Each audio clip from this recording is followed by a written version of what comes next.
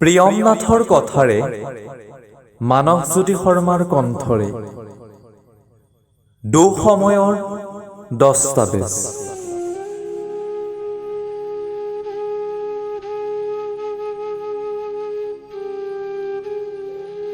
আধুনিকতাৰ কেনভাছত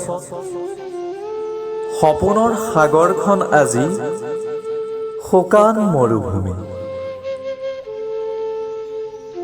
নাই কোনো যৌৱনৰ সংগী বা ন প্ৰভাতৰ ৰেঙনি। যৌৱনৰ পুৱতি বেলাতেই মাথো মোৰ ধ্বংসৰ কিৰিলি।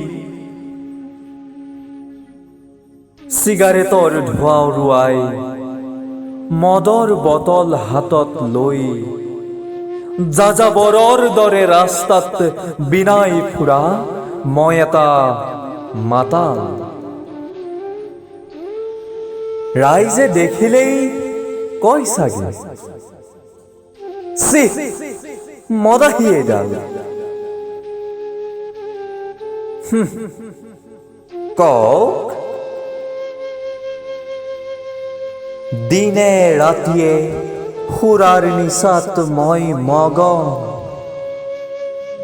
মদ ভাঙেই মোৰ নিঃসংগ জীৱনৰ একমাত্ৰ সম্বল।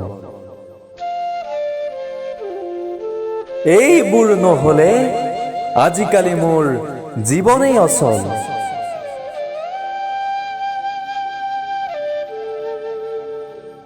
অনামিকা, অতীত ৰোমন্থন কৰি তোমাক দুখ দিয়াৰ অভিপ্ৰায় মোৰ মুঠেই নাই।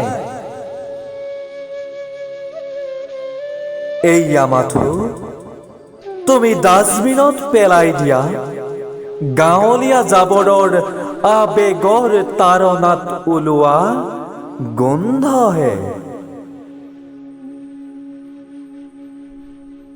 আজি মই বাৰুকৈ নষ্ট, কাৰণ মই তোমাৰ প্ৰেমত ব্যৰ্থ। মই এজন ব্যৰ্থ প্ৰেমিক, এজন ব্যৰ্থ প্ৰেমিক।